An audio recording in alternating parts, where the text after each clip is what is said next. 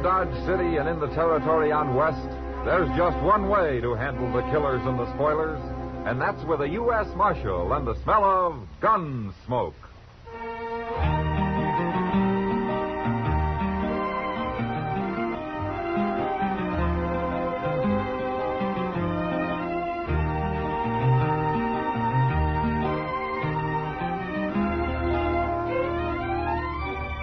Gunsmoke, starring William Conrad, the transcribed story of the violence that moved west with young America. The story of a man who moved with it. Matt Dillon, United States Marshal.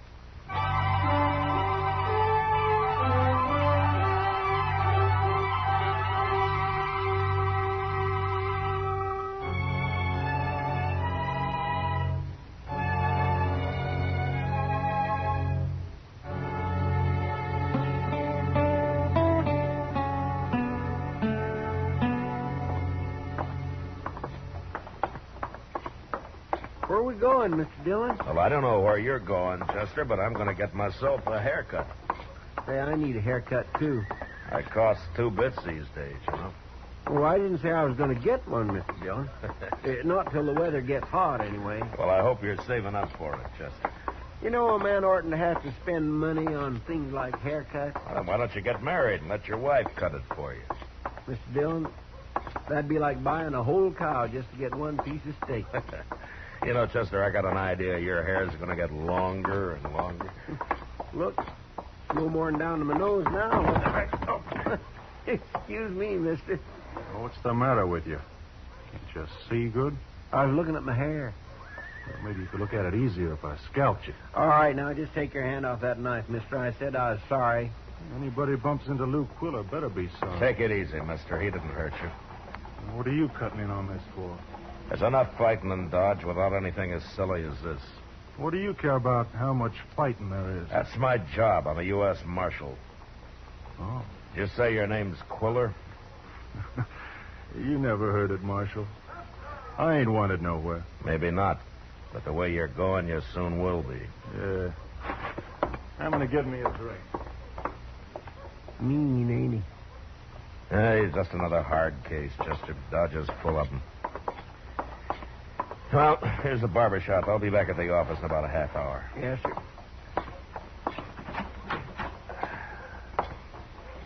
Right over here, Marshal. Hello, Teeters. You know, you are real lucky, Marshal. This place was full up an hour ago. No? You can hang your coat and stuff on the wall there. That's right. Now, the rate you're going, Teeters, Dodge will have a lot of pretty respectable-looking citizens by nightfall. A man ought to get his hair cut every month or so, Marshal. Yeah? I keep telling them all that. Here, let me get this sheet across here. Yeah. There we are. But most of them don't care. They'd sooner go around looking like wild animals. And that's what they are, just plain wild animals. Is that They so? don't think of nothing, Marshal, but drinking and fighting and tearing things apart. Oh, have a chair, young fella. I'll be ready for you in a few minutes.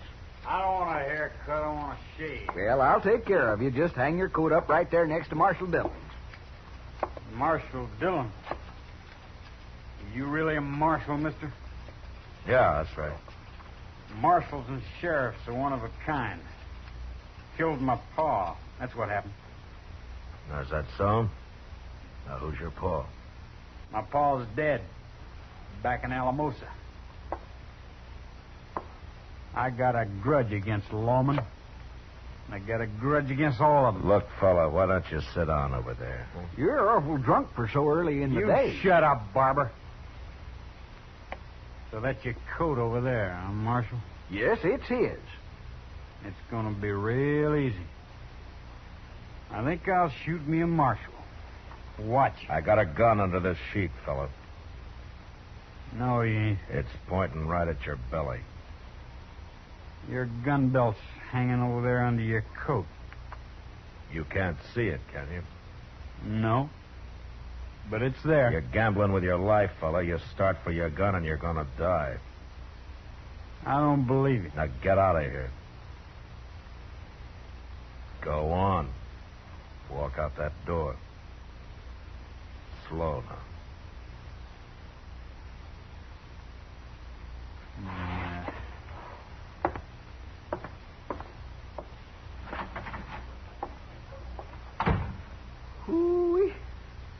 thought you was going to have to kill him, sure, Marshal.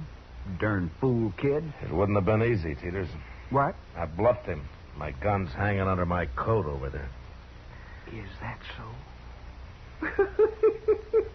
Well, say, that's great, Marshal. You sure made a fool of him. Wait till I tell everybody about this. Forget about it, Teeters. What? Nobody likes to be made a fool of. Might drive that boy into doing something to try to prove he isn't one. Oh. Well, okay, Marshal. I won't say nothing. Yeah. Good.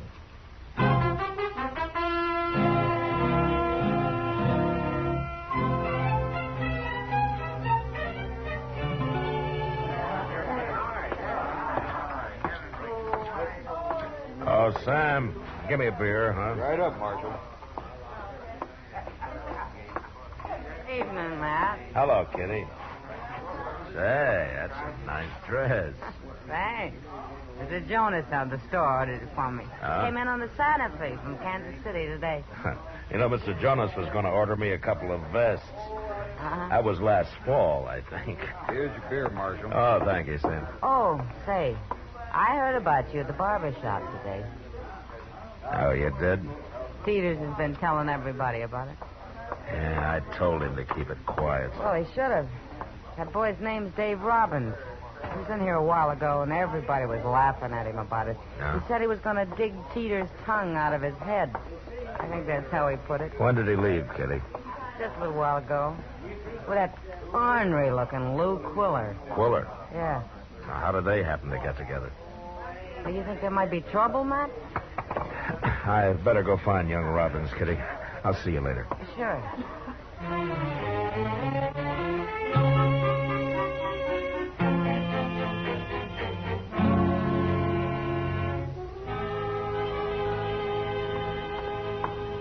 Well, I finally located him, Mr. Dillon. Huh? He's right next there in the Oasis. Yeah, he would be in the last bar we looked at. Is Quiller with him? Yes, sir. Yeah.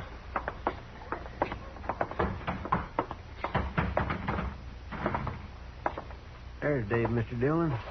He's sitting alone now. Now, will you stay here, Chester? Yes, sir.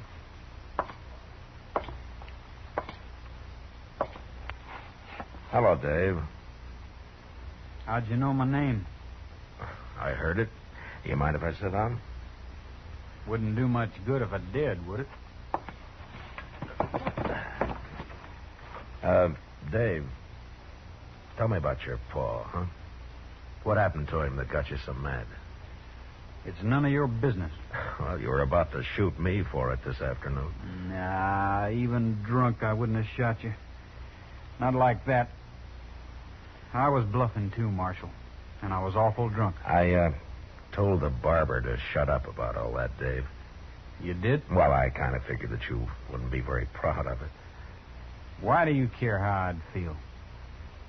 Dave, there are enough hard cases around now. Like Quiller over there. And you're about to become another one. Now, you leave Teeters to me. I'll talk to him. Stopping his talk now won't do any good. People are already laughing at me. Look, Dave, I've been bluffed myself. It's nothing to be ashamed of. Look, I'd still like to hear about your pa. You say a sheriff killed him out in Alamosa? Shot him in the back. Paul wasn't even armed. Well, why did he do it? Paul was on to him. There was a bank hold up and nobody got caught, Marshal. And then Paul found out the sheriff had some of the money.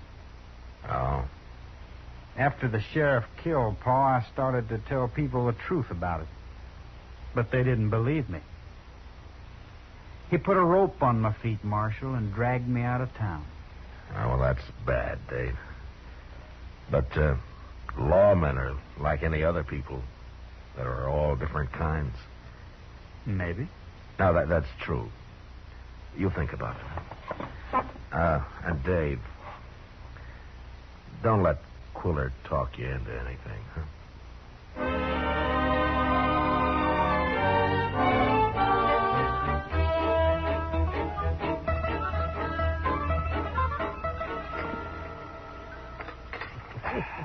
And I'll have me some more of those chili peppers, Matt. Okay. There you are, Doc. Thank you. You know, those peppers will make your hair straight, Doc. Oh, 10 years ago, they might have. You know, you must have been quite a lady killer then. Yeah, I still keep my end up, Matt. Yeah, but you're slowing down, Doc. I've been noticing it. Oh, is that so? Well, how would you know anything about that? Well, word gets around. Oh, Matt, you're the biggest liar in Dodge. Outside of General Parsley Smith. Well, you think the general's a liar? He claims he was on Robert E. Lee's staff. Says he rode into the Shenandoah Valley with Lee back in '63. Well, maybe he did. Oh, maybe. You know what he really was, Matt? He was the regimental butcher. Well, you can't expect him to go around bragging about that the rest of his life. Dillon, Doc. Oh, Chester. Chester? I just come by the barber shop, Mr. Dillon. There's quite a crowd outside. Well, what for? Well, sir, I got a look through the window, and Teeters is laying there with blood all over him. He looks dead to me. What? Young Dave Robbins is laying there, too. I think they went and killed each other.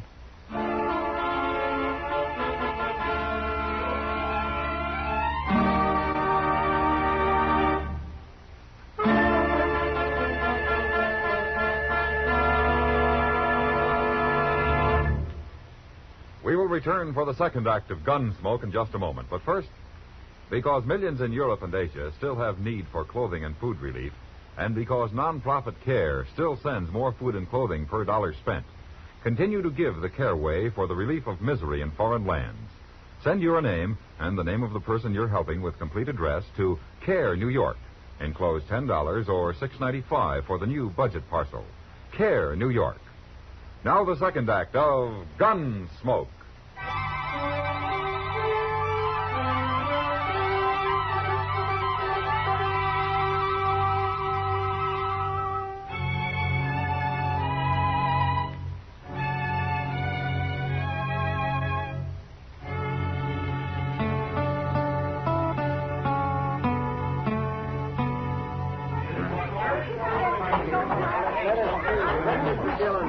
All right, let the doc through here, please, will you? Yeah, let me through. Pardon me, please. Will you let us through? I think the door is locked, Mr. Dillon. Stand back a little. I'll kick it open. Okay, Doc, go on in. All right. Chester, you stay by the door and keep everybody out. Yes, sir. Looks like they had quite a fight here, Matt. Well, let's find out if they're dead, Doc. Take a look at Teeters first. All right, we'll see now. Yes, I thought so. What? He's got a broken jaw, Matt. Well, that wouldn't kill him. His neck's broken, too. And he's dead. Oh, poor fella. All right, let's look at Dave Robbins there. Let's see. He isn't dead. I can see him breathing. He's got a lump on the back of his head, that's all. Here, Dave, wake up. Wake up. Oh. Oh, he must have fallen and hit his head, Matt. Open your eyes, Dave. Doc. Yes, you're all right. Here, just sit up a little bit here. Oh. He hit me, Doc. He hit me with his gun. There's no gun here, Dave, except yours. And I think I better take that right now. Marshal. Teeters is dead, ain't he? Yeah, he's dead. You must have hit him awful hard, Dave. You broke his neck. I didn't hit him. I tried to stop it. What happened, Dave? I didn't want to come here at all. But Quiller talked me into it. Quiller, huh? Yeah, he said we'd scare him a little and make him stop talking about me. But then Teeters didn't scare, and Quiller started beating him up. I tried to stop him, Marshal. Well, you're the one that's been threatening Teeters, Dave. What's Quiller care about him? I don't know. I don't know why he did it. You're going to have a hard time convincing anybody of that story, Dave. You believe me, Marshal? If we find Quiller, I'll know whether to believe you or not. He won't be in Dodge. Not now. Well, you got any idea where he might be? Well, he said something once about a deserted cabin he'd found up on Walnut Creek. But I don't even know where that is. I do. We'll look around Dodge first, and then we'll ride north. You mean you're taking me with you, Marshal? One of you is going to hang for murder, Dave. As soon as we find Quiller, I'll know which one.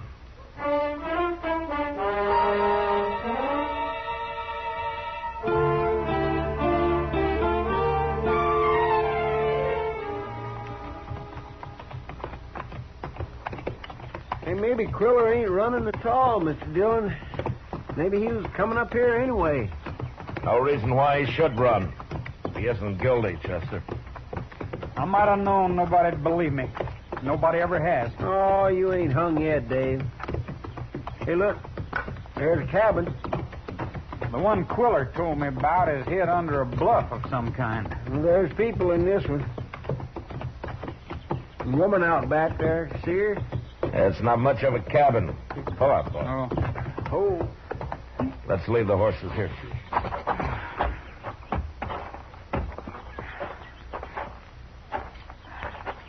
Look at that horse out there, Mr. Dillon. If that ain't the sorriest animal I ever laid eyes on. That horse is bedrock, Chester. Somebody's rode him too hard. Well, then they ought to shoot him. Hello, ma'am. Who are you? My name's Dillon, ma'am. Is your husband around? No, he ain't around. Not no more. Not since this morning. Oh. Is that a grave you're digging, ma'am? I made it real deep. I didn't want no sign of a grave here. Well, what happened to him? How'd he die? Man killed him. What? Rode by here this morning and killed him. Who rode by and killed him? I don't know. What difference does it make? Look, ma'am, I'm a lawman. I'm a U.S. Marshal. Now, will you tell me what happened, please? A marshal, huh? You catch him and hang him, Marshal, but it won't bring my husband back. I gotta live here all alone now. I ain't even got a baby. I always wanted a baby. Can you tell me what the man looked like, ma'am? He come out on that horse out there. He took ours. My husband didn't want him to. He tried to stop him. I'll bet it was Quiller, Mr. Dillon. He's that mean. Was he a tall man, a black mustache, carrying a bowie knife in his gun belt? A knife. That's what he killed my husband with. Said he wouldn't waste a bullet on a dirt farmer. Sure sounds like him. Maybe you'll believe me now, Marshal. Quiller knows he can't hang twice. What's he care how many men he kills? Was he still heading north when he left here, ma'am? Over that way, Marshal. I stood here and watched him till he was plumb out of sight. Yeah. Well, is there anything that we can do for you? Bring the horse back unless he's ruined him like he done that one there. You'll have a horse, ma'am, I promise you. We'll stop on our way back. Goodbye. Don't bring that man here.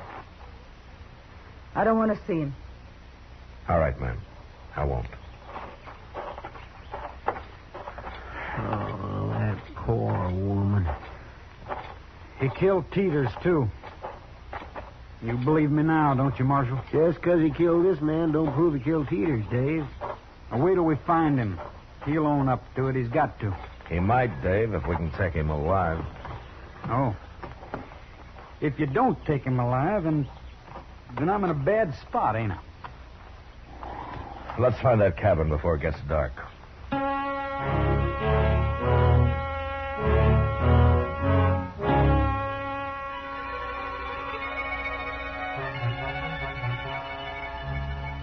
Ain't he ever coming back, Chester? Mr. Dillon knows what he's doing, Dave. Doggone it, take it easy.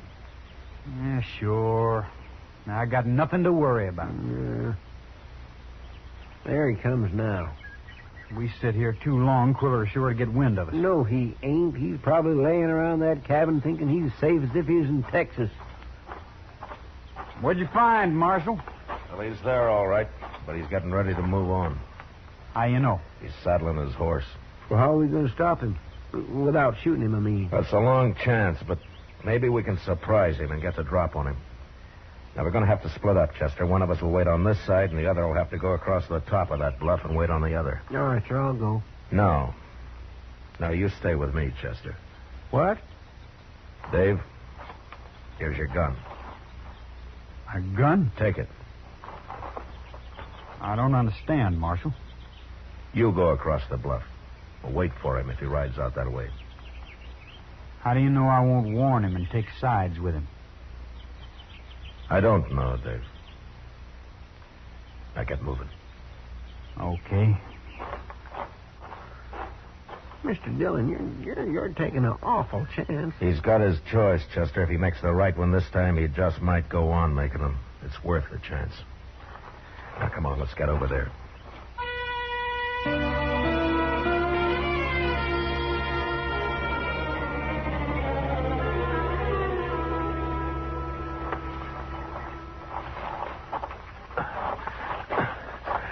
All right, Chester, this is far enough. Quiller's getting on his horse. If he rides this way, we'll throw down on him at the same time. He might be surprised enough to give up. He's mounted. Yeah. Hope, look. He's going the other way. I sure hope Dave's going to stop it. There he is. Hold it, Quiller. Get your hands up. No, you don't. Come on, Chester.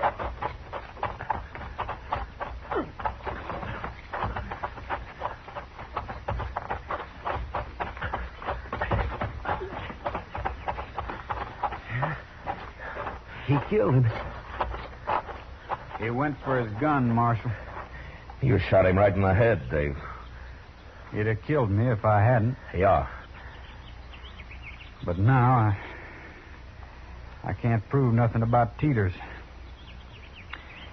Maybe I should let him shoot me. It sure beats hanging. I can't win nohow, Marshal. You could have warned him, Dave. There'd have been a fight with Chester and me, but you might have won that.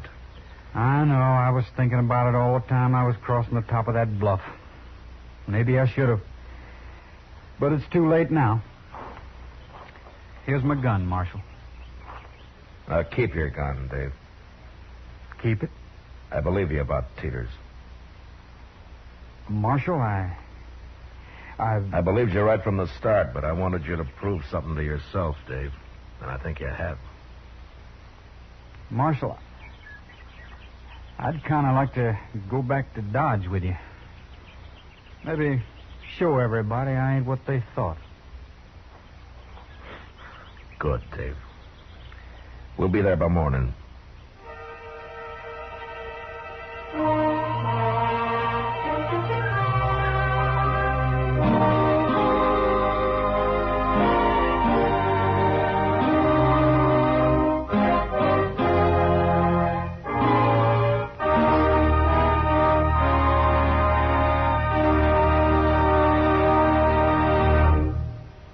Gunsmoke, transcribed under the direction of Norman Macdonald, stars William Conrad as Matt Dillon, U.S. Marshal. Tonight's story was specially written for Gunsmoke by John Meston, with music composed and conducted by Rex Corey. Featured in the cast were Sam Edwards, Harry Bartell, Edmund Penny, and Vivi Janis. Parley Bear as Chester, Howard McNear as Doc, and Georgia Ellis as Kitty. Join us again next week as Matt Dillon, U.S. Marshal, fights to bring law and order out of the wild violence of the West in Gunsmoke.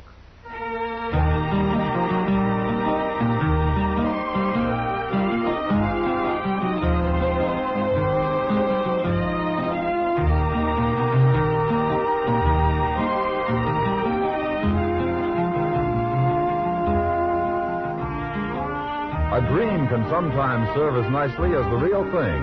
An old prospector convinces Gene Autry tomorrow evening on CBS Radio. Don't miss the adventure and Gene's songs, too. George Walsh speaking. This is the CBS Radio Network.